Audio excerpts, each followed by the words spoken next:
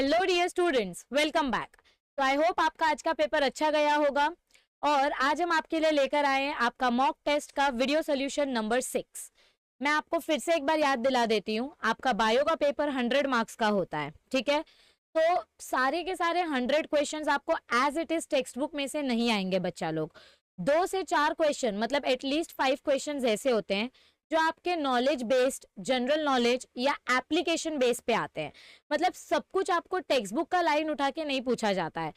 कभी कभी क्या होता है कि लेक्चर लेने के टाइम पे जब टीचर्स आपको एक्स्ट्रा इन्फॉर्मेशन देते हैं तो वो भी आपके सिलेबस का पार्ट है और उसमें से भी क्वेश्चंस आ सकते हैं। यानी कि आपके एप्लीकेशन बेस्ड और आपके जनरल अवेयरनेस के बेसिस पे भी आपको 4 से 5 क्वेश्चंस आ सकते हैं। तो आज के सेशन में बहुत बहुत इजी क्वेश्चंस डाले थे, इजी नहीं डाले थे, 50% इजी थे, 50% डिफिकल्ट थे। लेकिन आई होप कि आपको क्वेश्चन सॉल्व करने में मजा आया होगा। और 2 क्वेश्चंस ऐसे थे जो बोनस क्वेश्चंस हैं। मैं बताऊंगी कौन से 2 क्वेश्चंस बोनस हैं, उसके आपको 2 मार्क्स एक्स्ट्रा मिल जाएंगे। आप उसको बोनस नहीं बोल सकते, आप उसको ट्रिकी क्वेश्चन बोल सकते हो, ओके। और लक होता है कभी कभी कि ऐसा बोनस क्वेश्चन आ सकता है। तो चलिए स्टार्ट करते हैं आज के सेशन के साथ। सबसे पहला क्वेश्चन जो हमारे सामने है, through which of the following technique donor semen is introduced into uterus. क्या बोला गया है, आपके पास सीमेन है, मतलब अगर कोई मेल स्टराइल है, जैसे समझो 2 कपल्स, एक कपल है मेल और फीमेल, अगर ये मेल स्टराइल है तो हम किसी अननोन मेल का सीमेन लेंगे और इस सीमेन को फीमेल के यूटरस में इंट्रोड्यूस करना है। सो कौन सी टेक्निक की मदद से हम सीमेन को इंट्रोड्यूस कर सकते हैं? यस एवरीबडी, देखो सबसे पहला ऑप्शन क्या है, गैमेट इंट्राफेलोपियन ट्रांसफर। इस केस में तो हम गैमेट ट्रांसफर करते हैं, यानी कि आप फेलोपियन ट्यूब में गैमेट का ट्रांसफर करते हो। सो फेलोपियन ट्यूब में हमको ट्रांसफर नहीं करना है, हमको यूटरस में सीमेन ट्रांसफर करना है। Intracytoplasmic sperm injection, ICSI technique. तो इसमें क्या होगा, इसमें आप oocyte के साइटोप्लाज्म में डायरेक्ट अपना स्पर्म इंजेक्ट करोगे। इसमें फीमेल का यूटरस आएगा ही नहीं, और आपको क्या बोला है कि यूटरस में आपको सीमेन इंजेक्ट करना है। So this is also not the right answer. Intrauterine transfer, intrauterine transfer is also one of the option and intrauterine insemination is also one of the option. तो यहाँ पे एक्चुअली intrauterine gamete transfer आना चाहिए। सो ये option गलत है, ये option ही exist नहीं करता है। आपके टेक्स्ट बुक में जो ऑप्शन दिया गया है दैट इज इंट्रायूटेरिन इंसेमिनेशन। तो इस क्वेश्चन का राइट आंसर आएगा last option, that is intrauterine insemination. यानी यूटरस के अंदर आप डायरेक्ट सीमेन ये कर रहे हो, इंजेक्ट कर रहे हो, जिसके अंदर thousands and millions of sperms present है। ये थर्ड वाला टेक्निक गलत है, ये अपने मन से ऑप्शन बनाया हुआ है। So this is not existing, okay. और बाकी फर्स्ट 2 क्यों राइट नहीं है वो मैंने आपको पहले एक्सप्लेन कर दिया। Next question, muscular contraction of stomach are known as what. देखो जब आप फूड खाते हो, जब आपके माउथ से फूड अंदर जाता है, तो ये फूड, मैंने बहुत गंदा माउथ बनाया है, 1 सेकेंड। हाँ, जब आप फूड खाते हो तो ये फूड आपके माउथ में जाता है, माउथ से ईसोफेगस में जाता है और ईसोफेगस से आपके स्टमक में जाता है, करेक्ट। फिर स्टमक से इंटेस्टाइन में जाता है। सो ये कौन सी मूवमेंट के वजह से होता है? It happens because of peristalsis, यानी continuous contraction relaxation, contraction relaxation. तो करेक्ट आंसर क्या आएगा? मस्कुलर कॉन्ट्रैक्शन को हम क्या बोलते हैं? पेरिस्टालसिस। खाना अंदर जाएगा फिर रिलैक्स होगा, अंदर जाएगा फिर रिलैक्स होगा, मतलब खाना आगे तरफ पुश किया जाता है। Next question, bundle of his is a network of dash. Bundle of his हमने किधर पढ़ा है बच्चा लोग? ये देखो, ये आपका हार्ट का स्ट्रक्चर है, यहाँ पे आपको बंडल ऑफ हिस दिखाया जा रहा है। तो ये बंडल ऑफ हिस ऐसे नर्व फाइबर्स है जो आपके हार्ट के वेंट्रिकल्स में डिस्ट्रीब्यूटेड है। ये देखो, ये बंडल ऑफ हिस आपके लेफ्ट वेंट्रिकल और राइट वेंट्रिकल की तरफ डिस्ट्रीब्यूटेड है। तो इस क्वेश्चन का राइट आंसर क्या आएगा? Muscle fibres which are distributed in the wall of ventricle. ये फाइबर्स कहाँ पर डिस्ट्रीब्यूटेड है? वेंट्रिकल के वॉल में डिस्ट्रीब्यूटेड है, यानी left ventricle and right ventricle. Option number 2 wrong है, क्योंकि इधर पे ऑरिकल्स दिया गया है, आपका बंडल ऑफ हिस ऑरिकल में है ही नहीं। सो ये ऑप्शन रॉन्ग है। Nerve fibres distributed throughout the wall of the heart, पूरे हार्ट में बंडल ऑफ ये हिस डिस्ट्रीब्यूटेड है क्या? नो, तो ये भी रॉन्ग है। Muscle fibres distributed throughout the heart, this is also wrong. So only option number 1 is right. Next question, hepatitis B and HIV can be transmitted from one person to other through what. HIV infection and hepatitis B का infection आप कैसे transfer कर सकते हो? By transfusion of blood, yes. From infected mother to the foetus, yes. By sharing of needles, surgical instrument, मतलब ऐसा कोई भी इंस्ट्रूमेंट जिससे डायरेक्ट ब्लड कम्युनिकेशन हो सके, तो उस केसेस में आप डायरेक्ट ये इन्फेक्शन स्प्रेड कर सकते हो. तो option number 4 is the right answer. ये तीनों ही केसेस करेक्ट है. So option number 4 will be the right answer. Next question. Ovulation in mammals relates to dash. Ovulation in mammal मतलब क्या होता है? आपके ओवरी में से जब प्राइमरी oocyte रिलीज होता है, सॉरी सेकेंडरी oocyte रिलीज होता है, और सेकेंडरी oocyte को ही हम ओवम बोल सकते हैं, क्योंकि सेकेंडरी oocyte ही आगे जाके मियोसिस टू कंप्लीट करता है और ओवम बनाता है. ये देखो, ये आपकी ओवरी है. ओवरी के अंदर आपका प्रिमोडियल फॉलिकल था, फिर ये प्राइमरी oocyte बना, फिर ये सेकेंडरी oocyte बना, सेकेंडरी oocyte से ग्राफियन फॉलिकल बना, और ग्राफियन फॉलिकल से आपका ओवम रिलीज हो गया. सो ओव्यूलेशन प्रोसेस मतलब रिलीज ऑफ ओवम. सो इस क्वेश्चन का राइट आंसर क्या आएगा? Option number 2. राइट. तो अब हम देखते हैं क्वेश्चन नंबर 6. तो क्वेश्चन नंबर 6 में हमें क्या बताया गया है? The hind brain consist of which parts. Hind brain में देखो कौन से पार्ट्स आते हैं, ये तो आपको याद रहना चाहिए. Fore brain, mid brain, hind brain. Fore brain में क्या क्या आता है? Cerebrum, yes. देन आपका आता है ऑल्फैक्टरी लोब्स, देन आपका आता है डायनसेफ्लॉन यानी थैलेमस, हाइपोथैलेमस. फिर मिड ब्रेन में क्या क्या आता है? Corpora quadrigemina and crura cerebri. और हिंड ब्रेन में आता है pons varolii, medulla oblongata and cerebellum. तो अब इधर पे देखो, ये आपका बोनस क्वेश्चन है, क्योंकि इसका सोल्यूशन आपके सोल्यूशन वाले सेट में रॉन्ग प्रिंट हुआ है. Okay, so this is the bonus question. तो यहाँ पे मतलब अगर आपने क्वेश्चन अटेम्प्ट किया है तो इसका मार्क्स आपको काउंट करना है, चाहे राइट हो चाहे रॉन्ग हो. तो इस क्वेश्चन का राइट आंसर क्या आएगा? पॉन्स वेरोली, मेडुला ऑब्लोंगेटा और सेरिबेलम ये हिंड ब्रेन का पार्ट है. So option number 1 is right. Option number 2 is wrong, क्योंकि इधर पे हाइपोथैलेमस दिया है, this is part of mid brain. Option number 3 is also wrong, क्योंकि इधर सेरिब्रम दिया है, this is part of fore brain. And option number 4 is wrong, क्योंकि इधर पे मेडुला का स्पेलिंग रॉन्ग है, so this is also wrong. तो आपके सोल्यूशन में ऑप्शन नंबर 3 आंसर दिया है, बट वो रॉन्ग आंसर है. इस क्वेश्चन का राइट आंसर है option number 1. So this is the bonus question for you all. Okay, next question. The crossing between closely related organisms is called what? जब दो closely related organisms के बीच में हम क्रॉसिंग करते हैं तो इसको हम क्या बोलते हैं? इनब्रीडिंग. यानी कि सेम स्पीशीज के एनिमल्स के बीच में जब क्रॉसिंग ओवर होता है तो उसको हम बोलते हैं इनब्रीडिंग. जब अलग अलग स्पीशीज के बीच में क्रॉसिंग ओवर होता है या दूसरे ऑर्गेनिजम्स के बीच में क्रॉसिंग ओवर होता है तो उसको बोलते हैं आउट ब्रीडिंग या out crossing. So option number 3 is the right answer. Next question. When the anthers mature earlier than the stigma, the condition is known as dash. देखो, जब आपका एंथर पहले मेच्योर हो जाता है और आपका स्टिग्मा मेच्योर नहीं हुआ है तो इस कंडीशन को हम बोलते हैं प्रोटैंड्री. और ये कंडीशन क्यों की जाती है? सेल्फ पॉलिनेशन अवॉइड करने के लिए. ओके, जब आपका गाइनोशियम पहले मेच्योर हो जाएगा और एंथर मेच्योर नहीं होगा तो इस कंडीशन को बोलेंगे प्रोटोगाइनी. तो option number 4 is right. Next question. A haemophilic man marries a normal homozygous woman. What is the probability that their son will be hemophilic? क्या बोला गया है? एक मैन है जो हीमोफिलिक है. देखो, ये आपका हीमोफिलिक मैन है और ये एक नॉर्मल वुमन के साथ शादी करता है. सो XHY एंड XX इसको क्रॉस करो, ये देखो ये बनेगा आपका गैमेट, ठीक है, और ये भी बनेगा आपका गैमेट. अब इनके बीच में जब आप क्रॉसिंग ओवर करोगे तो आपको क्या बोला गया है? What is the probability that there son will be haemophilic? तो the probability of the son is 0. क्यों? ये देखो, ये X और ये X ये दोनों मिलके बनाएंगे कैरियर फीमेल. क्या बनाएंगे? ये कैरियर फीमेल, क्योंकि दोनों X क्रोमोसोम है. फिर ये X और ये X ये दोनों मिलके क्या बनाएंगे? वापस से कैरियर फीमेल. फिर यहाँ पे देखो ये Y और ये Y ये बनाएगा नॉर्मल मेल. तो ये दोनों कैरियर है, ये नॉर्मल मेल है और ये भी आपका नॉर्मल मेल है. क्या है? ये भी आपका नॉर्मल मेल है. आपको क्वेश्चन में क्या पूछा गया है कि सन के हीमोफिलिक होने के क्या चांसेस है? तो कोई भी सन हीमोफिलिक नहीं बन रहा है, तो 0% चांसेस है. So option number 1 is right. Next question. Bacteria that directly convert atmospheric nitrogen into nitrogen compounds are termed as what? जो बैक्टीरिया नाइट्रोजन यूज करते हैं, नाइट्रोजन कन्वर्ट करते हैं, उन बैक्टीरिया को हम क्या बोलते हैं? Nitrogen fixing bacteria. एयर में से नाइट्रोजन लेके सॉइल को देना और सॉइल को वो नाइट्रोजन यूज करने में हेल्प करना. सो ऐसे बैक्टीरिया को हम बोलते हैं nitrogen fixing bacteria. Plant wilt because of excess of dash. Wilt करना मतलब क्या होता है, मुरझा जाना।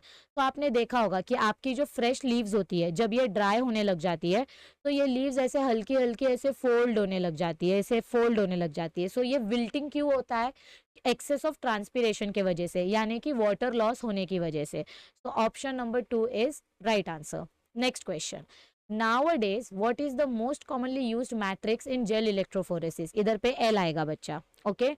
जब आप जेल इलेक्ट्रोफोरेसिस करते हो यानी जब हम पॉलीमरेज चेन रिएक्शन करते हैं, और पॉलीमरेज चेन रिएक्शन, या आप समझो जब आप फिंगर प्रिंटिंग करते हो, डीएनए फिंगर प्रिंटिंग करते हो, तो जब आप डीएनए सैंपल्स कलेक्ट करते हो और इसका आपको जब टेस्टिंग करना होता है तो आप अगारोस जेल इलेक्ट्रोफोरेसिस यूज करते हो, पॉली एक्रिलेमाइड अगारोस जेल इलेक्ट्रोफोरेसिस। तो कौन सा मैट्रिक्स हम यूज कर रहे हैं, अगार यूज कर रहे हैं। अगार मतलब सेमी सॉलिड लिक्विड जो जेली में यूज होता है। आपके टूथपेस्ट में क्लोजअप किया होगा आपने, तो क्लोजअप में देखो कलरलेस लिक्विड दिखाई देता है, रेड कलर का ट्रांसपेरेंट लिक्विड होता है, तो वो अगार होता है, अगार का जेली होता है। तो जेल इलेक्ट्रोफोरेसिस में हम कौन सा मैट्रिक्स यूज करते हैं, मैट्रिक्स यानी साइटोप्लाज्म, कौन सा मैट्रिक्स यूज करते हैं, अगारोस मैट्रिक्स यूज करते हैं, इसीलिए इसको बोलते हैं agarose gel electrophoresis. Next question, name 2 microbes which are found to be useful in genetic engineering. Genetic engineering में सबसे कॉमन माइक्रो ऑर्गेनिजम्स कौन से यूज होते हैं, सबसे common E coli and agrobacterium tumefaciens. E coli अच्छा ये ऑर्गेनिज्म है, मॉडल ऑर्गेनिज्म है, और एग्रोबैक्टीरियम ट्यूमिफेशियंस के पास प्लास्मिड होता है, सो इसीलिए हम ये दो ऑर्गेनिजम्स यूज करते हैं। Nitrogen fixing genes are called as nod या nif genes, sorry, nitrogen fixing genes are known as nif genes. Nif मतलब नाइट्रोजन और एफ मतलब फिक्सिंग जीन्स। ये आपने स्कूल सेक्शन में पढ़ा है, 11th में पढ़ा है, तो ये आपको आना चाहिए। दिस इज बेसिक क्वेश्चन, ऐसा मत भूलना मैम सिलेबस के बाहर का डाला है, this is very basic question.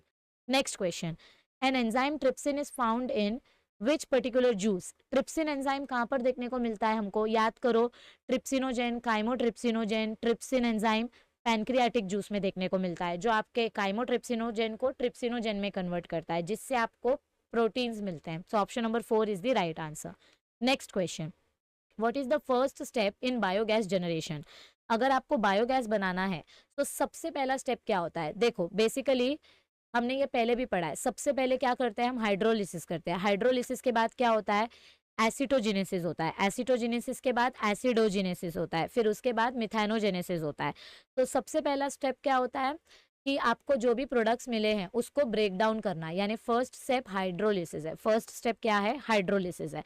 तो option number 3 is the right answer, anaerobic hydrolysis of polymers. Yes, next question, semilunar valve is present, किधर पढ़ा था हमने ये सेमिल्यूनार वॉल्व, हार्ट के स्ट्रक्चर में। ये देखो सेमिल्यूनार वॉल्व किधर प्रेजेंट होता है, आपके पल्मोनरी ट्रंक के ओपनिंग में, यानी कि आपके आयोर्टा और आपके पल्मोनरी आयोर्टा के ओपनिंग में हमको सेमिल्यूनार वॉल्व्स देखने को मिलते हैं। तो it is at the base of the pulmonary trunk. Inferior vena cava के नीचे कोरोनरी ये होता है, कोरोनरी साइनस होता है। सुपीरियर वेना कावा के नीचे दूसरा वॉल्व होता है, थबेशियन वॉल्व, यूस्टेशियन वॉल्व, ऐसे अलग अलग वॉल्व्स होते हैं। सो सेमिल्यूनार वॉल्व हमको पल्मोनरी ट्रंक के ओपनिंग में देखने को मिलता है। Okay, next question, dash was selected by Cohen and Boyer to clone the recombinant DNA. Recombinant DNA cloning करने के लिए कौन सा particular, dash was selected by Cohen and Boyer, so कौन सा पर्टिकुलर मॉडल ऑर्गेनिज्म सिलेक्ट किया था हमने रिकॉम्बिनेंट डीएनए टेक्नोलॉजी के लिए, ई कोलाई। हमने अभी बोला ना ई कोलाई, सबसे पहला प्रेफरेंस ई कोलाई होता है, उसके बाद हम एग्रोबैक्टीरियम ट्यूमिफेशियंस यूज करते हैं। ई कोलाई क्यों यूज करते हैं, क्योंकि इसका रिप्रोडक्शन का टाइम सिर्फ 20 मिनट्स का होता है। So this is the most accepted organism. Next question, the total blood volume in human female and male are respectively dash. क्या बोला गया आपको इधर पे, total blood volume human female और मेल में कितना होता है, the total blood volume in human female and male are respectively 4 to 5 liters in male and 5 to 6 liters, sorry 4 to 5 liters in female and 5 to 6 liters in male। ये आपके text book में दिया हुआ है, सो थ्योरी रीड करोगे तो अच्छे से याद रहेगा। Next question, glucagon and insulin are dash hormones. देखो ग्लूकागॉन आपके पैनक्रियास में फॉर्म होता है, ओके, जो आपके आइलेट ऑफ लैंगरहैंस होते हैं अल्फा सेल्स से, और इंसुलिन बीटा सेल्स से बनता है, सेम आइलेट ऑफ लैंगरहैंस से। ग्लूकागॉन कब बनता है, जब ब्लड में शुगर की कमी हो जाती है। इंसुलिन कब बनता है, जब ब्लड में ग्लूकोज लेवल बढ़ जाता है। और ये दोनों हार्मोन्स कैसे टाइप के हार्मोन्स है, पेप्टाइड हार्मोन्स है। So option number 3 is the right answer. Next question, a substance which undergoes slow oxidation in the body during respiration is known as dash. क्या बोला गया है हमको इधर पे, ऐसा सब्सटेंस जो रेस्पिरेशन प्रोसेस करता है during which undergo slow oxidation करता है और रेस्पिरेशन प्रोसेस करता है, तो उस सब्सटेंस को हम क्या बोलते हैं, metabolite.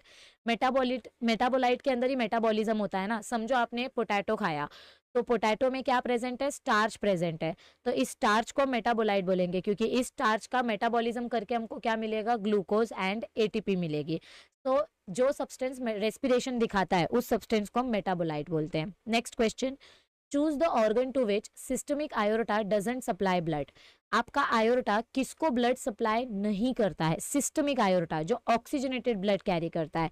It doesn't supply blood to the lungs. ये सिस्टमिक आयोटा बॉडी को ब्लड सप्लाई करता है, फिर बॉडी से डीऑक्सीजनेटेड ब्लड आता है, वो ब्लड आपके पल्मोनरी आयोटा के पास जाता है और फिर ये डीऑक्सीजनेटेड ब्लड आपके लंग्स के पास जाता है।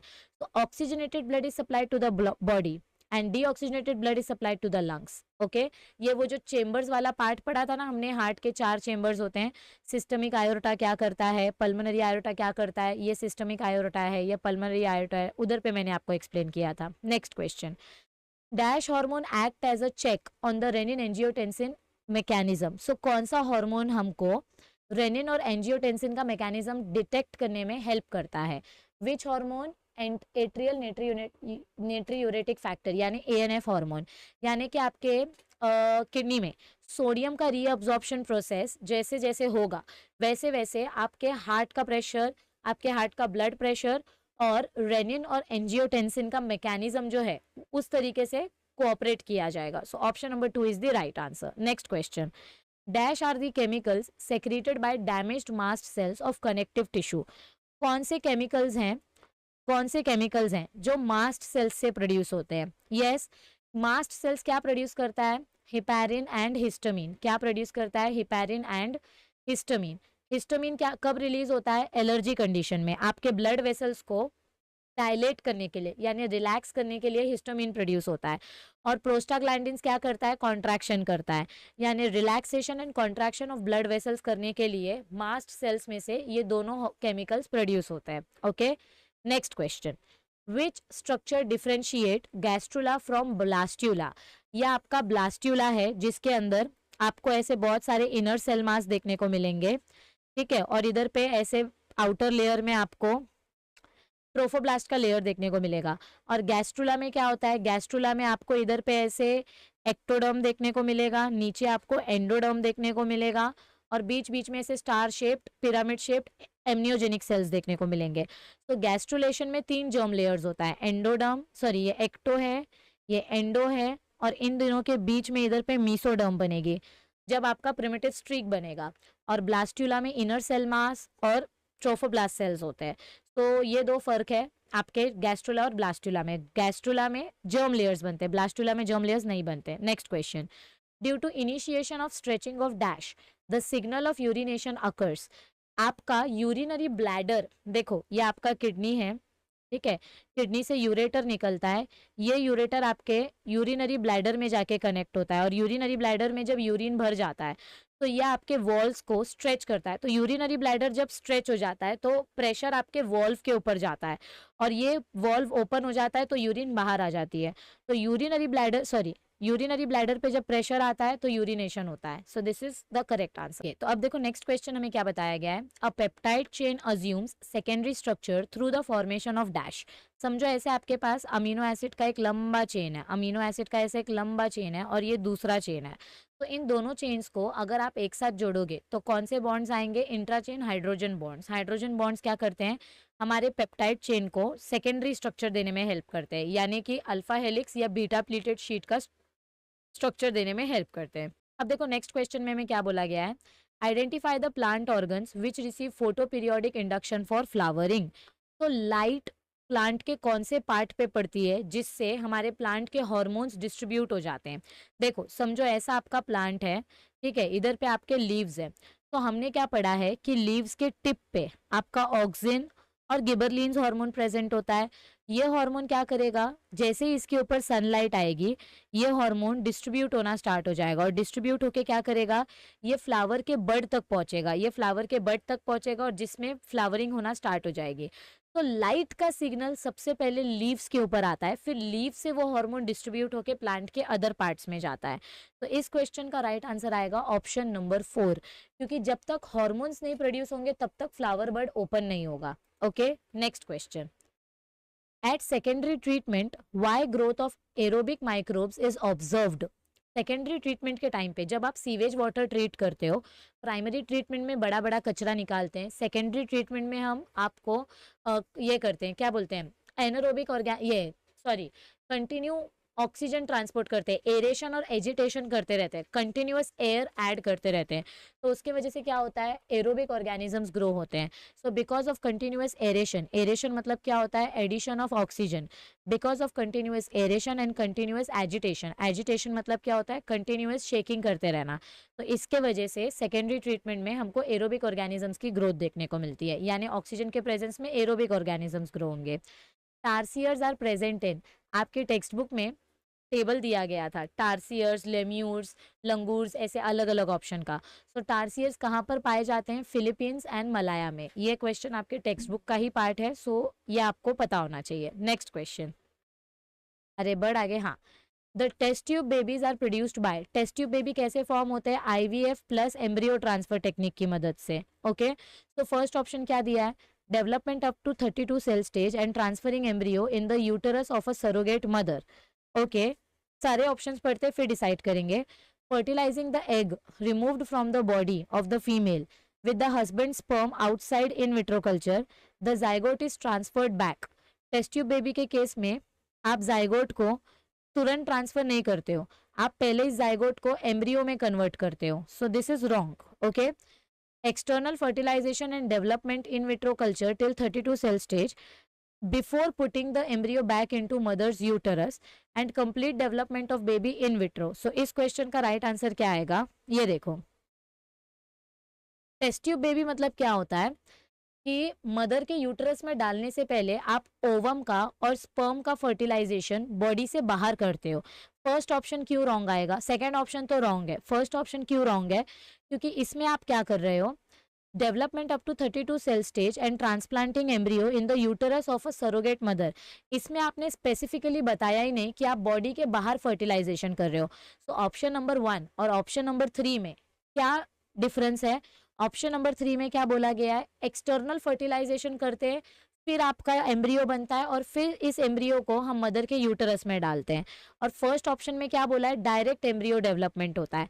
पर एक्सटर्नल फर्टिलाइजेशन किया या इंटरनल फर्टिलाइजेशन किया, ये कैसे पता चलेगा।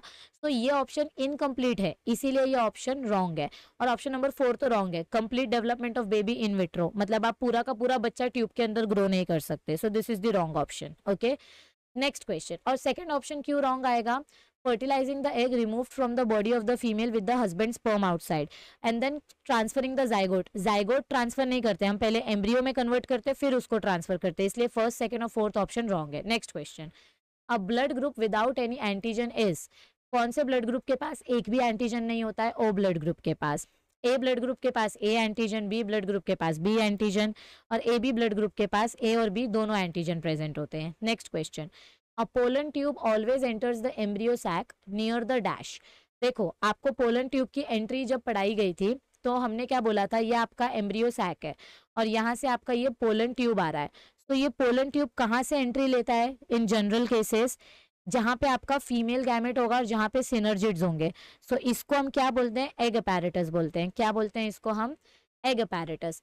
अगर सिर्फ सिनर्जिड्स का पूछा तो फिलीफॉर्म अपैरेटस बोलोगे, लेकिन ये सिनर्जिड है, ये दोनों सिनर्जिड है, ठीक है। और सिनर्जिड्स के बीच में क्या है, आपका फीमेल गैमेट है, ठीक है। तो आपका पोलन ट्यूब जो मेल गैमेट कैरी कर रहा है, ये किधर से एंट्री लेगा, ये एग अपैरेटस के पास से एंट्री लेगा। Next question, which of the following mutation caused by mutagenic agents, कौन सा म्यूटेशन म्यूटाजेनिक एजेंट्स के वजह से होता है। Yes everybody, chemical mutation, spontaneous mutation, chromosomal mutation या इंड्यूस्ड म्यूटेशन।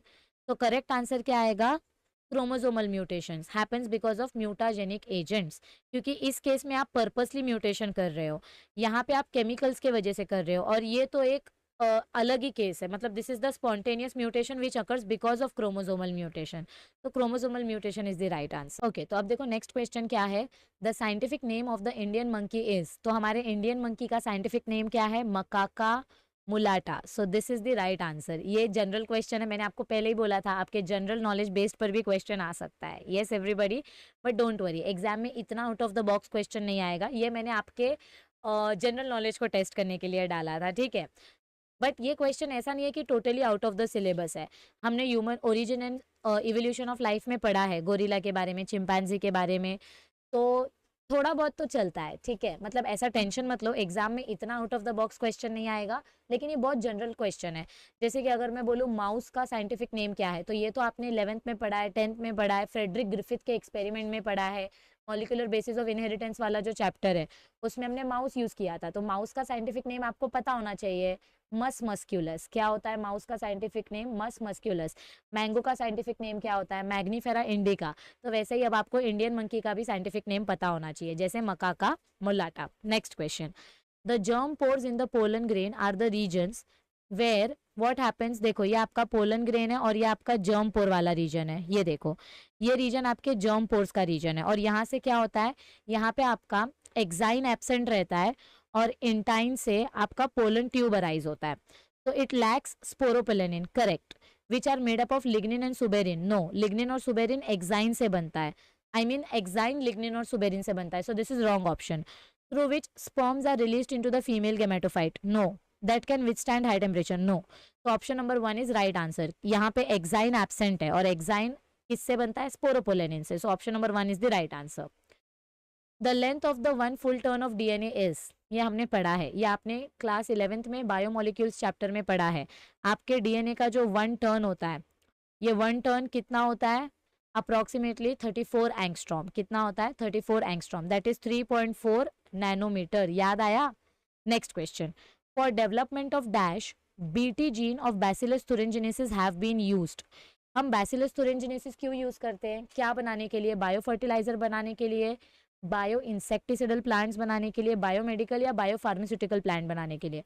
देखो बीटी जीन की मदद से क्या होता है, इंसेक्ट हमारे प्लांट को खराब नहीं करते, सो बायो इंसेक्टिसाइडल प्लांट्स बनाने के लिए। Next question, in the electron transport chain in terminal oxidation the cytochrome which donates electrons to O2 is, कौन सा साइटोक्रोम इलेक्ट्रॉन डोनेट करता है, देखो आपने रेस्पिरेशन वाले चैप्टर में पढ़ा होगा, पूरा का पूरा पाथवे हमने पढ़ा था, लास्ट में आके इधर पे आपका जो साइटोक्रोम होता है, यहाँ पे आपका जो साइटोक्रोम सी होता है, इस साइटोक्रोम के अंदर आपका cytochrome A3, I mean cytochrome A1, cytochrome A3, फिर कॉपर आयंस, तो यहाँ पे आपका इलेक्ट्रॉन डोनेट किया जाता है, जिसकी मदद से आपका ये O2 जो है, यहाँ पे इलेक्ट्रॉन डोनेट होता है, जिसकी मदद से आपका ये O2 H2O में कन्वर्ट होता है, किस में कन्वर्ट होता है, H2O में कन्वर्ट हो जाता है। तो the cytochrome which donates electrons to O2 is cytochrome A3, ये देखो साइटोक्रोम A3 से ये इलेक्ट्रॉन आता है। Okay, next question, during protein synthesis which of the following RNA pick up specific amino acid in cytoplasm to ribosome, protein synthesis के time पे कौन सा RNA अमीनो एसिड कलेक्ट करके लाता है, mRNA मैसेज देता है, rRNA प्रोटीन बनाता है, और tRNA क्या करता है, स्पेसिफिक अमीनो एसिड लेकर आता है, सो कौन पिकअप करता है, tRNA, yes, so option number 2 is the right answer. अब देखो, अब आपका नेक्स्ट क्वेश्चन क्या है, a pure tall plant with round seed is crossed with dwarf plant having wrinkled seed, ये देखो ये आपका टॉल प्लांट और राउंड सीड है, ये आपका डॉर्फ प्लांट और रिंकल्ड सीड है, ये दोनों को जब क्रॉस किया तो आपको कितने टाइप के, काइंड्स पूछा है मतलब टाइप पूछा है, मतलब फिनोटाइप पूछा है, तो आपको कितने फिनोटाइप के प्लांट्स देखने को मिलेंगे F1 और F2 जनरेशन में। जब आप इसको क्रॉस करोगे तो F1 जनरेशन का फिनोटाइप क्या देखने को मिलेगा, 1 टाइप, यानी डोमिनेंट टाइप, और इसका F2 जनरेशन क्या देखने को मिलेगा, F2 जनरेशन क्या देखने को मिलेगा, 9:3:3:1, ये अपना फिनोटिपिक रेशियो है, ये अपना क्या है, फिनोटिपिक रेशियो है। तो यहाँ पे आपको 4 टाइप के प्लांट्स देखने को मिल रहे हैं, आपको टाइप पूछा है ना, आपको टोटल नंबर नहीं पूछा है, हाउ मेनी ऑफस्प्रिंग पूछा होता तो 16 आंसर आता, क्योंकि टोटल 16 मिलते हैं, 9 + 3 + 3 + 1 टोटल 16 होता है। ओके, लेकिन आपको टोटल नंबर नहीं पूछा है, आपको टोटल टाइप पूछा है, तो 4 टाइप के आपको ऑफस्प्रिंग देखने को मिलते हैं। So option number B will be the right. देखो बहुत सारे बच्चे घाई घाई में क्वेश्चन पढ़ेंगे और ऑप्शन नंबर सी को राइट करेंगे, बट यहाँ पे टोटल नंबर नहीं पूछा है बच्चों, आपको टाइप पूछा गया, और कितने टाइप का आता है, जितना फिनोटाइप है।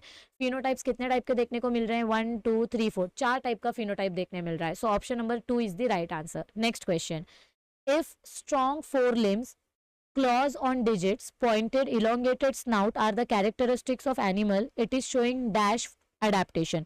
अगर कोई ऐसा एनिमल है जिसके 4 लिम्स, यानी कि जिसके हाथ एकदम स्ट्रॉन्ग है और जिनके फिंगर्स में नाखून है, बड़े बड़े नाखून है, पॉइंटेड नाखून है, और उनकी नोज ऐसे लंबी लंबी सी है, ऐसे लंबी नोज है, तो ये कौन से टाइप के एनिमल्स हमको देखने को मिलते हैं, जो जमीन में गड्ढा करके रहते हैं, जिनको हम बोलते हैं फॉसोरियल अडेप्टेशंस। यस, जो जमीन के अंदर गड्ढा करके रहते हैं, जैसे रैट।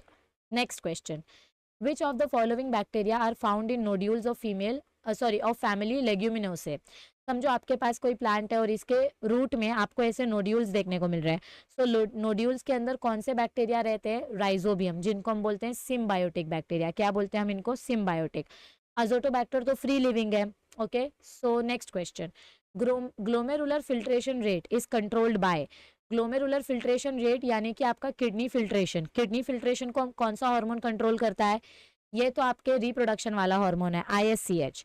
ये luteinizing hormone, follicle stimulating hormone, ये भी आपका रिप्रोडक्शन का हार्मोन है। एंटी डायूरेटिक हार्मोन ये किडनी से रिलेटेड है। सो ADH hormone controls glomerular filtration rate. Next question, rheumatoid arthritis shows an example of dash. Rheumatoid arthritis में क्या होता है, अपने बॉडी के जो WBC है, ये अपने ही बॉडी के सेल्स को मारने लग जाते हैं, यानी खुद के सेल्स को खुद मारने लग जाते हैं। तो ऐसे टाइप के इम्यून रिस्पॉन्स को हम क्या बोलते हैं, ऑटो इम्यून रिस्पॉन्स। क्या बोलते हैं, auto immune response. Next question, dash is not an advantage of transpiration. Transpiration मतलब वाटर लॉस होना, तो वाटर लॉस होने की वजह से कौन सा एडवांटेज नहीं देखने को मिलता है। Yes everybody, fixation of nitrogen. देखो ट्रांसपीरेशन का नाइट्रोजन से कुछ लेना देना नहीं है। रूट सिस्टम डेवलप होगा, मैकेनिकल टिश्यूज डेवलप होंगे, ट्रांसपीरेशन होगा तो जाइलम फ्लोएम डिस्ट्रीब्यूट होंगे, जाइलम फ्लोएम स्ट्रॉन्ग होंगे, मिनरल्स डिस्ट्रीब्यूट होंगे, लेकिन नाइट्रोजन फिक्सेशन का लेना देना आपके ट्रांसपीरेशन से नहीं होता है, इसका लेना देना रूट से होता है। So option number 4 is the not related point, so it is the right answer. Next question, action potentials are generated in dash by neurotransmitter. So अगर आपको एक्शन पोटेंशियल जनरेट करना है तो वो एक्शन पोटेंशियल कहाँ पर जनरेट होगा, post synaptic membrane. मतलब ये आपका न्यूरॉन है, ये आपका प्री सिनेप्टिक मेम्ब्रेन है, ये आपका पोस्ट सिनेप्टिक मेम्ब्रेन है। तो यहाँ से जो हार्मोन्स प्रोड्यूस होता है वो आपके सेकेंड न्यूरॉन में जाता है और यहाँ पे एक्शन पोटेंशियल जनरेट होता है, यानी कि यहाँ का चार्जेस जो है वो चेंज हो जाता है। सो ये न्यूरॉन जो रेस्ट में था अब ये एक्टिवेट हो जाता है। So option number 2 was the right answer. Next question, dash secondary metabolites produced by fermentation have therapeutic value. क्या बोला गया आपको इधर पे, कौन सा ऐसा सेकेंडरी मेटाबोलाइट है जिसका इंपॉर्टेंस थेरेपी में हम करते हैं, यानी ट्रीटमेंट के लिए करते हैं। योगर्ट को हम ट्रीटमेंट के लिए यूज नहीं करते हैं। एसिटिक एसिड तो फ्रूट्स वगैरह में यूज किया जाता है, और गिबरलिन्स प्लांट की हाइट बढ़ाने के लिए यूज करते हैं, लेकिन एंटीबायोटिक्स का यूज हम ट्रीटमेंट में करते हैं। So option number 4 is the right answer. Next question, which of the following cleave a plasmid vector in recombinant DNA technology. समझो आपके पास ऐसा प्लास्मिड वेक्टर है, इस प्लास्मिड वेक्टर को आपको कट करना है ताकि इसमें आप डोनर DNA इंसर्ट कर सको। सो कौन सी एंजाइम की मदद से हम अपने प्लास्मिड को कट करते हैं, रेस्ट्रिक्शन एंजाइम की मदद से। जिस रेस्ट्रिक्शन एंजाइम से हम डोनर को कट करेंगे उसी रेस्ट्रिक्शन एंजाइम से प्लास्मिड DNA को भी कट करेंगे। So option number 3 is the right answer. The same enzyme that cleave the donor DNA is used to cut plasmid DNA। Correctly labelling for A in the diagram is what. आपको A का labelling ढूंढना है। अब ये देख के पता चलना चाहिए कि दिस इज सेरिबेलम। सो इस क्वेश्चन का राइट आंसर क्या आएगा, option number 1। Next question, what is foramen ovale. ये मैंने आपको थ्योरी में एकदम डिटेल में बताया था। फोरामेन ओवेल क्या होता है, जब आपका फीटस छोटा होता है तो लेफ्ट एट्रियम और राइट एट्रियम के बीच में एक छोटा सा ओपनिंग होता है जहाँ पे डायरेक्ट ब्लड एक्सचेंज होता है, उस ओपनिंग को हम बोलते हैं फोरामेन ओवेल। और अडल्ट में ये ओपनिंग क्लोज हो जाती है। ओके, सो इधर देखो, oval opening in the inter atrial septum of the foetus, this is right answer. Oval depression on the right side of the inter atrial septum, no, दोनों के बीच में है. Oval opening near the atrio ventricular septum, मतलब atrium और ventricle के बीच में हो रहा है क्या? No. Oval opening in the right ventricle that is useful in contraction of ventricles, no, only option number 1 is right. इधर देखो स्पेसिफिकली डायग्राम बताया है, मैंने थ्योरी में भी बताया था, ये डायग्राम एग्जाम में नहीं आएगा, ये सिर्फ आपके रिवीजन के लिए है. तो अच्छे से पढ़ो, हर एक वीडियो को 2-2 बार देखो तो आपका रिवीजन होगा. Next question, dash is the outer covering of bacteriophage which encloses genetic material. तो आपके पास ऐसा कोई बैक्टीरियोफाज है, बैक्टीरियोफाज का जो आउटर स्ट्रक्चर होता है वो प्रोटीन से बनता है और अंदर हमको जेनेटिक मटेरियल देखने को मिलता है. तो आउटर कोट किससे बना है? प्रोटीन से बना है. So option number B is the right answer. Next question, mark the correct statement regarding menstrual cycle. आपके पास ऐसा मेंस्ट्रुअल साइकिल है, इसमें से आपको करेक्ट स्टेटमेंट मार्क करके बताना है. LH induces rupturing of Graafian follicle. This is the right statement. LH hormone के वजह से ही आपका Graafian follicle burst हो जाता है. Next option. Proliferative phase is characterized by the increased production of progesterone. Proliferative phase यानी कि ये वाला फेज कौन से हार्मोन के वजह से बढ़ता है? ईस्ट्रोजन के वजह से. इधर प्रोजेस्टेरॉन दिया है, this is wrong. Both LH and FSH attain a peak level in secretary phase. Secretary phase में कौन सा हार्मोन टॉप पे रहता है? सिर्फ ल्यूटियल हार्मोन टॉप पे रहता है, इसीलिए सेक्रेटरी फेज का नाम ल्यूटियल फेज है.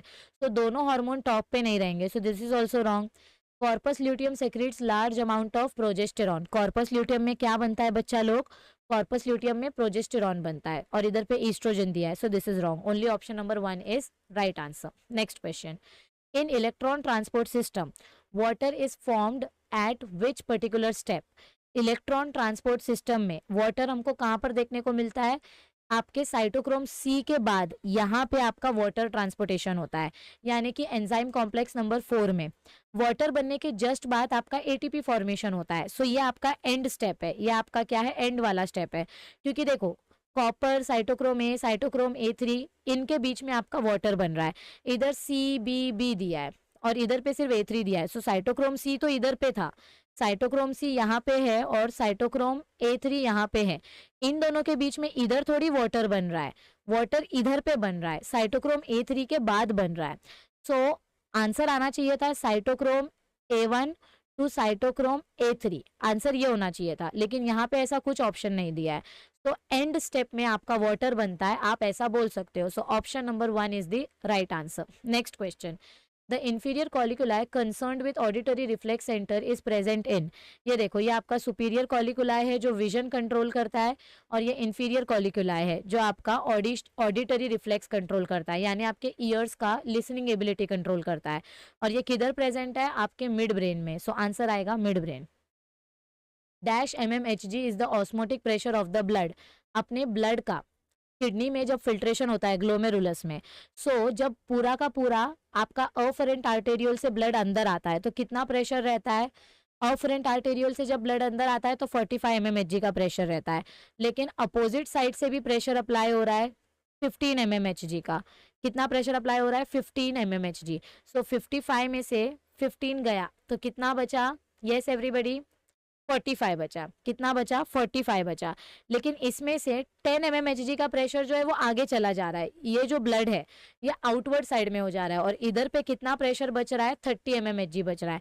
ऑस्मोटिक प्रेशर बोला है, low concentration to high concentration कितना प्रेशर जनरेट होता है? तो अप्रोक्सीमेटली 30 mmHg का प्रेशर जनरेट होता है. आपके टेक्स्ट बुक में ऐसा एक टेबल भी दिया है नेट फिल्ट्रेशन रेट करके, तो उधर पे भी आप चेक कर सकते हो. Next question, what is the method of breaking dormancy and allowing ample absorption of water. देखो, आपको सीड का डोरमेंसी अगर ब्रेक करना है और वाटर एब्जॉर्प्शन अलाउ करना है तो आप कौन सा मेथड यूज कर सकते हो? बेसिकली ये चारों मेथड सीड डोरमेंसी ब्रेक करने के लिए यूज किया जाता है, लेकिन ये चारों के चारों मेथड टेम्परेचर से रिलेटेड है. किससे रिलेटेड है? टेम्परेचर से रिलेटेड है. और ये मेथड वाटर एब्जॉर्प्शन से रिलेटेड है. तो इसीलिए option number 1 will be the right answer, क्योंकि इधर बोला है कि वाटर एब्जॉर्प्शन करना है. So option number 1 is the right answer. ये टॉपिक आपके थोड़ा सा 11th स्टैंडर्ड में से है, मॉर्फोलॉजी वाले चैप्टर में से. तो टेंशन मत लो, अगर आंसर आया तो ठीक है, नहीं आया तो टेंशन लेने की बात नहीं है. अच्छे से पढ़ के रखो ताकि नेक्स्ट टाइम आए तो आपको याद रहे. देखो, मॉक टेस्ट लेने का रीज़न क्या है? आपको पता चलना चाहिए कि बाहर से अगर क्वेश्चंस आएंगे तो कैसे आ सकते हैं। मैं ऐसा नहीं बोलूंगी कि 100 के 100 क्वेश्चन बाहर से आएंगे, 100 में से 2-3 क्वेश्चन ऐसे हैं जो आपके 11th के डिलीटेड टॉपिक में से आ सकते हैं, या डिलीटेड टॉपिक में से नहीं आएंगे लेकिन ये टर्म रिलेटेड है। मतलब आपने जब 7th चैप्टर पढ़ा था plant growth and mineral nutrition, उसमें हमने सीड डोरमेंसी के बारे में पढ़ा है, ऑक्सीन, गिबरलिन, साइटोकाइनिन, तो कहीं ना कहीं हमने ये वर्ड्स सुने हैं। तो ऐसा नहीं है कि ये टोटली सिलेबस से डिलीटेड है, बस थोड़ा सा आपका पुराना नॉलेज है उसके बेसिस पे ये क्वेश्चन पूछा गया है, ठीक है। सो टेंशन मत लो। नेक्स्ट क्वेश्चन, ऐसे अभी और आपको बहुत सारे मॉक टेस्ट देने हैं। Who gave the laws of inheritance? ये तो आपको आंख बंद करके भी आना चाहिए। Mendel's first law of inheritance, second law, third law. So Mendel ने हमको लॉज ऑफ इनहेरिटेंस दिया था। For what purpose polymerase chain reaction is used? Polymerase chain reaction किस लिए यूज करते हैं हम? इन विट्रो क्लोनिंग करने के लिए, यानी लैब के अंदर आपको क्लोनिंग करना है, कोई सेल का डुप्लीकेट कॉपी बनाना है, तो उसके लिए पॉलीमरेज चेन रिएक्शन यूज करते हैं। क्योंकि पीसीआर में क्या बनता है, एक जीन का मल्टीपल कॉपीज आपको मिलता है। तो पीसीआर रिएक्शन कॉपीज बनाने के लिए किया जाता है, यानी कि क्लोनिंग करने के लिए किया जाता है। Next question, the product of protein digestion of the amino acids are absorbed in the ileum through. देखो इलियम किधर प्रेजेंट होता है, ये आपके स्मॉल इंटेस्टाइन का पार्ट है। तो आपके डुओडेनम से प्रोटीन का ब्रेकडाउन स्टार्ट होता है, लेकिन प्रोटीन एब्जॉर्प्शन किधर पे होगा, इलियम में होगा। तो blood capillaries of villi, ileum के पास आपके क्या प्रेजेंट होते हैं, इधर पे ब्लड कैपिलरीज प्रेजेंट होते हैं, और ये ब्लड कैपिलरीज आपके लार्ज इंटेस्टाइन में आपका बचा हुआ फूड भेजते हैं। तो आपके विलाय में, यानी इलियम के विलाय में जो ब्लड कैपिलरीज प्रेजेंट है वो आपका प्रोटीन एब्जॉर्ब करने में हेल्प करेंगे, क्योंकि लैक्टियल्स आपका सिर्फ फैट एब्जॉर्ब करता है, ओके। और मस्क्यूलरिस म्यूकोसा ये आपके स्टमक में प्रेजेंट है, तो स्टमक में प्रोटीन का एब्जॉर्प्शन नहीं होगा, प्रोटीन का एब्जॉर्प्शन स्मॉल इंटेस्टाइन में होगा। So option number 1 is the right answer. Who republished Mendel's paper in Flora? हाँ, अभी ये क्वेश्चन वापस ट्रिकी क्वेश्चन है, ये आपका बोनस क्वेश्चन है। इधर पे 3 आंसर राइट है, ओके। 3 आंसर कौन सा राइट है? शेमाक, कोरेंस एंड ह्यूगो ड्रीवरीज, इन तीनों ने मेंडल के पेपर के ऊपर रीस्टडी किया था और उसको रीपब्लिश किया था, तो ये तीनों आंसर राइट आएगा, ठीक है। ऐसा क्वेश्चन आया तो आपकी बल्ले बल्ले हो जाएगी, आपको बोनस मार्क्स मिल जाएंगे, ओके। आपके आंसर में सिर्फ मतलब जो सोल्यूशन है उसमें सिर्फ ऑप्शन नंबर 2 दिया गया है, but it is actually a bonus question, इसमें तीनों आंसर्स राइट आएंगे। Next question, identify the odd one. आपको 4 अलग अलग डिसऑर्डर्स दिए, इसमें से आपको ऑड डिजीज आइडेंटिफाई करना है। देखो क्रेटनिज्म कब होता है? थायराइड हार्मोन के वजह से, थायराइड हार्मोन जब ज्यादा कम हो जाता है तब क्रेटनिज्म होता है। मिक्स ओडिमा, सिंपल गोइटर, ये भी थायराइड ग्लैंड से रिलेटेड है, ओके। लेकिन गाइगैंटिज्म जो है ये आपके पिट्यूटरी ग्लैंड से रिलेटेड है। So option number B is the odd one out, okay. Next question, dash are the species whose number is critically reduced and habitats are adversely affected। तो इसमें से कौन सा स्पीशीज ऐसा है जो बहुत ज्यादा खतरे में है? Threatened species. कौन सा स्पीशीज खतरे में है? Threatened species. So option number 2 is the right answer. Frightened species करके कोई स्पीशीज नहीं होता, ये अपने आप से मन से बना के दिया है। अफेक्टेड स्पीशीज मतलब जो ऑलरेडी एक्सटिंक्ट हो चुकी है, और थ्रेटेंड मतलब जो क्रिटिकली डेंजर में है। Dash is the main function of thymus. अपने थाइमस का जो आपके चेस्ट रीजन के बीच में होता है, थाइमस का मेन फंक्शन क्या होता है? टी लिम्फोसाइट्स को मैच्योर करना, और टी लिम्फोसाइट्स क्या करते हैं? ये आपका इम्यून सिस्टम डेवलप करते हैं। तो development of the immune system is the function of thymus, okay. Next question, liquid in बोमेंस capsule is. आपके बोमेंस कैप्सूल में जो लिक्विड प्रेजेंट होता है, समझो ये आपका ऐसा आपका बोमेंस कैप्सूल है। एक मिनट फिर से ड्रॉ करती हूँ। ये आपका ऐसा बोमेंस कैप्सूल है, इधर पे आपका ग्लोमेरुलस है। तो यहाँ पे आपका जो लिक्विड जमा होगा, जो ब्लड में से जो फिल्ट्रेट आएगा, वो फिल्ट्रेट कौन सा होता है? Blood minus protein. मतलब आपके बोमेंस कैप्सूल में पूरा ब्लड एंटर करता है, सिर्फ बड़े बड़े प्रोटीन मॉलिक्यूल्स एंटर नहीं कर पाते हैं, प्रोटीन बाहर रह जाता है, बाकी सब कुछ अंदर आ जाता है। Next question, even events from deposition of pollen grain on the stigma to the entry of the pollen tube in the ovule are called what? मतलब समझो ऐसा आपके पोलन ग्रेन आपके स्टिग्मा के ऊपर बैठा, फिर एब्जॉर्प्शन हुआ, फिर पोलन ट्यूब जनरेट हुआ, फिर ये पोलन ट्यूब आपके ओव्यूल तक पहुंचा, तो इस पूरे प्रोसीजर को हम क्या बोलते हैं? Pollen pistil interaction. Next question, the testis of a great majority of mammals are typically enclosed in extra abdominal sac, the scrotum. Males का जो टेस्टिस होता है यूजुअली हम उसको स्क्रोटम के अंदर सेव करके रखते हैं, ठीक है। देखो समझो ये आपका स्क्रोटम है। अब स्क्रोटम का टेम्परेचर कितना होता है? बॉडी टेम्परेचर के हिसाब से 2 से 4 डिग्री कम होता है, लेस to 3 डिग्री सेल्सियस, क्योंकि अपने स्पर्म डेवलपमेंट को ग्रो होने के लिए लो टेम्परेचर चाहिए। अगर इमेजिन करो आपके स्क्रोटम का टेम्परेचर बढ़ा दिया, आपके बॉडी टेम्परेचर जितना कर दिया, तो क्या होगा? क्या स्पर्म्स फॉर्म होंगे? नहीं होंगे। The testis will degenerate and it will result in sterility, यानी कि no sperm formation. Next question, which one is female gametophyte in angiosperm? ये देखो, ये आपका फीमेल का एंजियोस्पर्म है, ये सॉरी एंजियोस्पर्म की फीमेल है और ये उसका फीमेल गेमेटोफाइट है। मतलब फीमेल गैमेट होना, ये egg cell, central cell, synergids, filiform apparatus and antipodals, तो ये एम्ब्रियो सैक के अंदर आता है। इसको बोलते हैं हम फीमेल गेमेटोफाइट। ओके, या आप उसको मेगास्पोरेंजियम भी बोल सकते हो। Keratin is known as what? Keratin is made up of which protein? ये हमने बायोमोलिक्यूल्स चैप्टर में पढ़ा था, प्रोटीन्स वाले पार्ट में। Keratin is an example of fibrous protein. Chromoprotein में हीमोग्लोबिन वगैरह आएगा, कॉन्जुगेटेड प्रोटीन में आपका दूसरा प्रोटीन आता है, सिल्क प्रोटीन वगैरह। Next question, the sequence of development of embryo sac is? आपका एम्ब्रियो सैक कैसे डेवलप होता है? ये देखो, ये आपका फीमेल का रिप्रोडक्टिव सिस्टम है, ये आपका स्टिग्मा है, ये आपका स्टाइल है और ये आपका ओवरी है। ठीक है, आपका ओवरी पैरेनकाइमा सेल्स से बनता है। पैरेनकाइमा सेल्स आगे जाके क्या बनाते हैं? आर्केस्पोरियम सेल्स बनाते हैं। आर्केस्पोरियम सेल्स आगे जाके आपका स्पोरोजिनस टिश्यू बनाते हैं, यानी कि megaspore mother cells. Megaspore mother cells diploid होते हैं, ये मियोसिस करने के बाद क्या बनाएंगे? मेगास्पोर बनाएंगे और मेगास्पोर आगे जाके क्या बनेगा? फंक्शनल मेगास्पोर एम्ब्रियो सैक में कन्वर्ट हो जाएगा। ऐसे एग अपैरेटस, एंटीपोडाल सेल्स और सेंट्रल सेल। तो option number 4 is the right answer. पहले आर्कियोस्पोरम बनेगा, फिर मेगास्पोर मदर सेल, फिर मेगास्पोर और फिर एम्ब्रियो सैक। देखो नेक्स्ट क्वेश्चन क्या दिया गया है। ये क्वेश्चन भी बोनस क्वेश्चन है, मैं पहले ही बता देती हूँ, क्योंकि इसका आंसर आपके सोल्यूशन में रॉन्ग प्रिंट हुआ है। ओके, इसका एक्चुअल आंसर कुछ और है और सोल्यूशन में कुछ और प्रिंट हुआ है। क्वेश्चन क्या है? Which of the following statement is correct?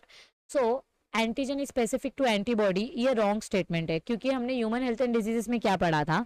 हमारे पास एंटीबॉडी होता है, उसके ऊपर ये जो पैराटोप रीजन्स होते हैं, ये हम एंटीजन के अकॉर्डिंग चेंज कर सकते हैं। Okay, so antibody is specific to antigen and not antigen is specific to antibody.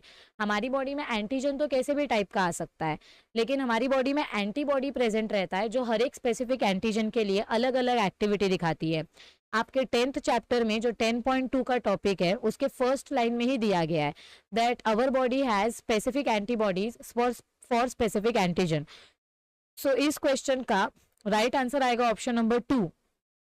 पर आपके पेपर के सोल्यूशन में ऑप्शन नंबर 1 राइट आंसर दिया है। So please make this correction. This is a bonus question. You have 1 marks for this question. The correct answer is option number 2. Next question. Spinal accessory and hypoglossal nerves are the cranial which type of nerves? Spinal accessory और hypoglossal, मैंने आपको बहुत बार बोला है cranial nerves का 12 nerves याद करने के लिए। So spinal accessory और hypoglossal nerve का नंबर क्या है? 11th and 12th nerves respectively. So option number 1 is the right answer. Phenomenon of industrial melanism demonstrate what? ये देखो, आपने modern synthetic theory of evolution में पढ़ा था, चार्ल्स डार्विन ने हमको बताया था कि टाइम के साथ साथ अडेप्टेशन के वजह से जब पहले जो ऑर्गेनिज्म डेंजर में होता था, वो ऑर्गेनिज्म बाद में प्रोटेक्ट हो जाता है, और पहले जो ऑर्गेनिज्म प्रोटेक्ट रहता था वो बाद में डेंजर में आ जाता है। तो इसको हम बोलते हैं natural selection. With the changes in the time the adaptation quality also changes. Next question, transcription of DNA is encouraged by which particular enzyme? देखो, आपके पास डबल स्ट्रैंडेड डीएनए होता है, डीएनए से आपको एमआरएनए बनाना है। आरएनए बनाने के लिए आरएनए पॉलीमरेज चाहिए। अगर आपको इस आरएनए से कॉम्प्लीमेंट्री डीएनए बनाना है तो आपको डीएनए पॉलीमरेज लगेगा। मैंने आपको कैसे याद करने के लिए बोला था, आरएनए बनाना है तो आरएनए पॉलीमरेज, डीएनए बनाना है तो डीएनए पॉलीमरेज। ट्रांसक्रिप्शन में हम क्या करते हैं? हम अपने डबल स्ट्रैंडेड डीएनए से एमआरएनए बनाते हैं, यानी आरएनए बनाते हैं। आरएनए बनाने के लिए आरएनए पॉलीमरेज लगेगा। सो option number 2 is the right answer. The respiratory organ of scorpion is? ये तो आपके circulatory respiration and circulation chapter का पार्ट है। टेबल दिया था, उसमें मैंने आपको पहले भी बोला था, फिर से बोल रही हूँ, पूरा टेबल लर्न करो। आपके स्कॉर्पियन का रेस्पिरेटरी सिस्टम कैसे टाइप का होता है? बुक लंग्स के जैसा होता है। So option number option number 2 is the right answer. Next question, which part of the DNA molecule varies among DNA molecule? अलग अलग डीएनए मॉलिक्यूल में कौन सा पार्ट अलग होता है? देखो, शुगर और फॉस्फोरिक एसिड सेम रहेगा, जो नाइट्रोजनस बेस का पार्ट होता है वो चेंज होते रहता है, क्योंकि हमारे पास 4 नाइट्रोजन बेस है, एडेनाइन, गुआनाइन, साइटोसिन, थाइमिन। तो नाइट्रोजन बेसिस चेंज होते रहते हैं। So option number 2 is the right answer. A synapse is a dash. अगर हम सिनैप्स की बात करते हैं तो सिनैप्स किधर प्रेजेंट होता है? It is a communication point between two neurons. ये आपका एक्सॉन वाला पार्ट है, या आपका साइटोन वाला पार्ट है। तो दो न्यूरॉन्स के बीच का जो कम्युनिकेशन है उस पार्ट को हम सिनैप्स बोलते हैं। Next question, a major factor responsible for the natural composition and structure of community is. अगर कम्युनिटी की हम बात करें तो कम्युनिटी के लिए क्या मैटर करता है? For natural composition and structure, environmental conditions बहुत मैटर करते हैं। एनवायरमेंट में सॉइल आ जाएगा, बायोटिक आ जाएगा, ह्यूमन आ जाएगा, सब कुछ आ जाएगा। Okay, next question, what is the life span of mRNA in E coli? E coli के अंदर अपना एमआरएनए कितने मिनट के लिए सर्वाइव करता है? बायोटेक्नोलॉजी वाले चैप्टर में मैंने आपको वन शॉट वीडियो में बताया था, 2 मिनट्स के लिए आपका एमआरएनए सर्वाइव करता है ई कोलाई में। Okay, next question, the removal of large piece of floating debris oily substance during sewage treatment is known as what? जब आप गटर का पानी साफ करते हो तो सबसे पहले आप बड़ा बड़ा कचरा निकाल के साइड में फेंक देते हो, तो उस ट्रीटमेंट को हम बोलते हैं primary treatment. So option number 3 is the right answer. If diploid chromosome number in a flowering plant is 12, अगर आपका ये फ्लावरिंग प्लांट में डिप्लॉयड क्रोमोसोम नंबर 12 है, तो कौन से पर्टिकुलर ऑर्गन में सिर्फ 6 क्रोमोसोम्स दिखाई देंगे? मतलब हेप्लॉइड क्रोमोसोम कौन से ऑर्गन में दिखाई देंगे? लीफ सेल्स डिप्लॉयड होते हैं क्योंकि उसके अंदर सोमैटिक सेल्स है। एंडोस्पर्म ट्रिप्लॉयड होता है। कॉटिलिडॉन्स डिप्लॉयड होते हैं क्योंकि वो सीड से बने हैं, सीड्स जाइगोट से बनी है जो डिप्लॉयड होती है। सिनर्जिड्स हेप्लॉइड होते हैं। सो 6 क्रोमोसोम्स किसके पास रहेंगे? सिनर्जिड्स के पास। Next question, what are cells of Rauber? Human reproduction chapter में हमने पढ़ा था, हमारा जो इनर सेल मास है वो आपके ट्रोफोब्लास्ट के पर्टिकुलर सेल्स से अटैच हो जाता है, और इन ट्रोफोब्लास्ट के सेल्स को हम बोलते हैं cells of Robber. So cells of trophoblast which are in contact with inner cell mass. Trophoblast के ये जो सिलेक्टेड सेल्स है जो आपके इनर सेल मास के कांटेक्ट में, इन सेल्स को हम बोलते हैं cells of robber.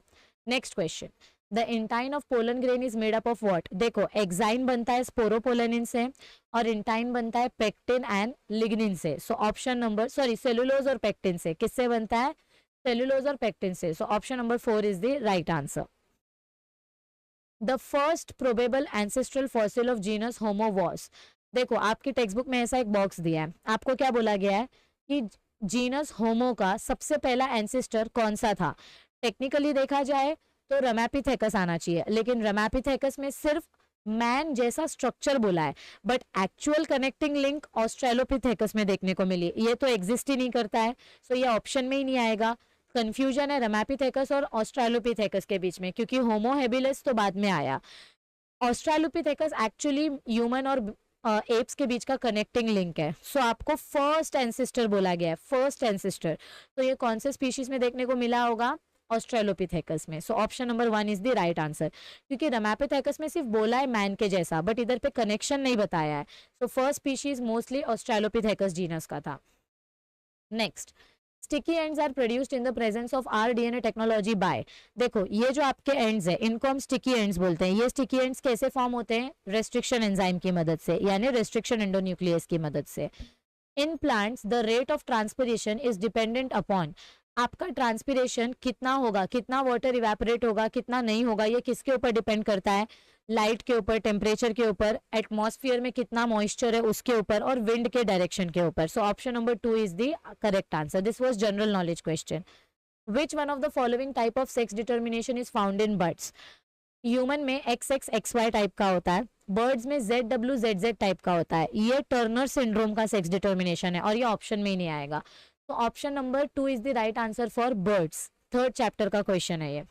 Which of the following varieties are developed by pure line method? Pure line मतलब क्या होता है? दोनों जीन्स सेम होने चाहिए, यानी होमोजाइगस, और दोनों सेम टाइप के होने चाहिए, मतलब या तो डोमिनेंट या तो recessive. So homozygous and uniform, यानी डोमिनेंट तो डोमिनेंट और दोनों अलील सेम होने चाहिए। A pair of dash glands are located on the upper border of kidneys. हमारे किडनी के अपर बॉर्डर में कौन सा ग्लैंड प्रेजेंट होता है? ये टोपी जैसा कौन सा ग्लैंड है? Adrenal gland. So option number 4 is the right answer. Oxidation of one molecule of acetyl coenzyme A produces how many ATP molecule? देखो, ये देखो, ये कैलकुलेशन देखो, आपका जब एक एसिटाइल कोएंजाइम ए ऑक्सीडेशन के लिए माइटोकॉन्ड्रिया के मैट्रिक्स में जाता है, तो एक एसिटाइल कोएंजाइम ए से 3 NADH2 मॉलिक्यूल बनते हैं। एक NADH2 मॉलिक्यूल 3 ATP बनाता है, तो 3 NADH2 मॉलिक्यूल 9 ATP बनाएंगे। एक FADH2 मॉलिक्यूल बनता है, तो टोटल 2 ATP। और GTP कितना फॉर्म होता है, इधर ATP बोला मतलब GTP एक, तो टोटल 12 ATP मॉलिक्यूल्स बनते हैं। मतलब इधर देखो, ये आपका एसिटाइल कोएंजाइम ए है।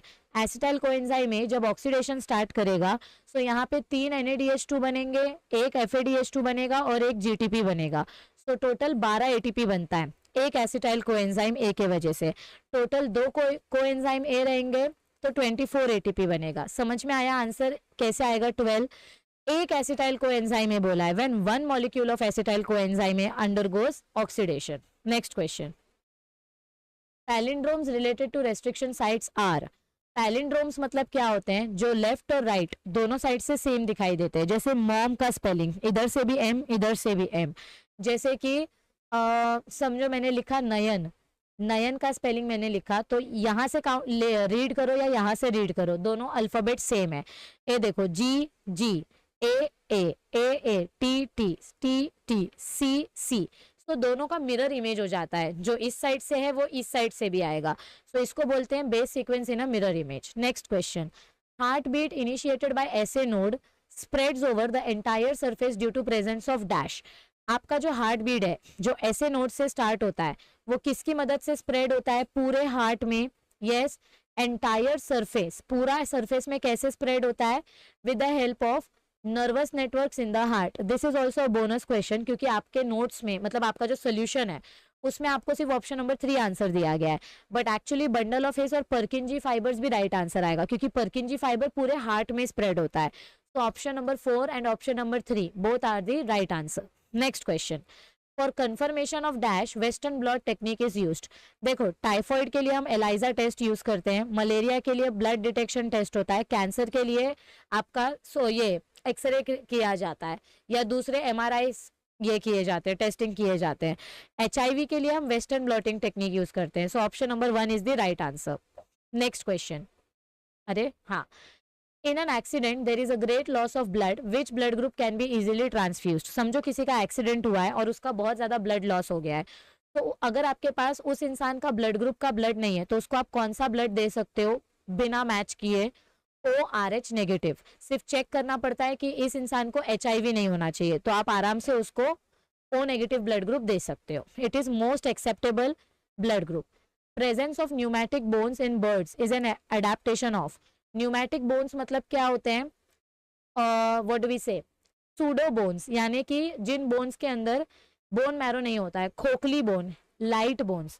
तो बर्ड्स के अंदर ये लाइट बोन्स क्यों प्रेजेंट होते हैं? ताकि बर्ड्स आसानी से उड़ सके, यानी कि उनका एरियल लाइफ मेंटेन करने के लिए। Next question, the culture medium is supplemented with growth regulators for which promote what. Auxin और साइटोकाइनिन के मदद से क्या होता है? आपके प्लांट में स्टेम की ग्रोथ होती है, सेल डिवीजन होता है, फ्लावर प्रोडक्शन होता है, अलग अलग ऑर्गन्स फॉर्म होते हैं। सो फॉर मॉर्फोजेनेसिस, यानी कि अलग अलग ऑर्गन्स का स्ट्रक्चर बनने के लिए ये हार्मोन्स ऐड किए जाते हैं। Next question, which of the following causes most fatal malaria. सबसे ज्यादा डेंजरस मलेरिया कौन से वेक्टर की वजह से होता है? आई मीन कौन से प्लाज्मोडियम की वजह से होता है? Plasmodium falciparum.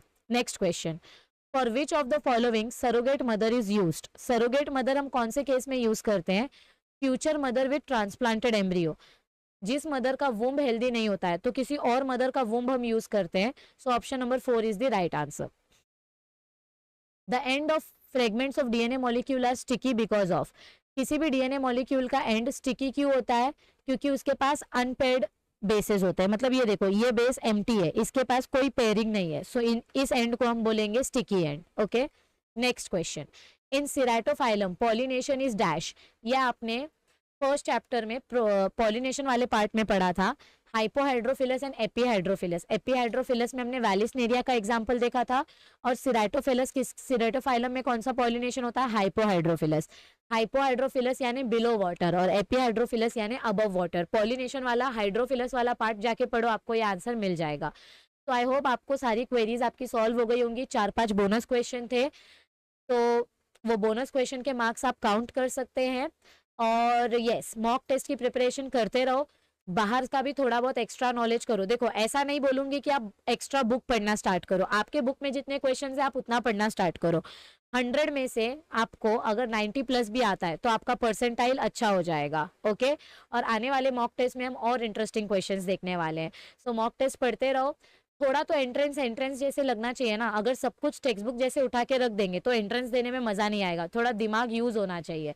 तो जनरल क्वेश्चंस आपने जो लाइफ में पढ़े हैं वो यूज होंगे, और टेक्सचुअल कंटेंट तो होना ही चाहिए, क्योंकि 95 क्वेश्चन डायरेक्ट टेक्स्ट बुक में से थे, 2-3 क्वेश्चन खाली बाहर के थे। ओके, चलो मिलते हैं नेक्स्ट टाइम। मैं कोशिश करूंगी कि ज्यादा से ज्यादा क्वेश्चंस टेक्सचुअल दूं, लेकिन आप इमेजिन करो अगर एंट्रेंस एग्जाम में आ गया तो क्या करोगे, इसीलिए अभी से अपने आप को प्रिपेयर करना स्टार्ट करो। चलो bye bye everybody, take care, see you soon, all the best.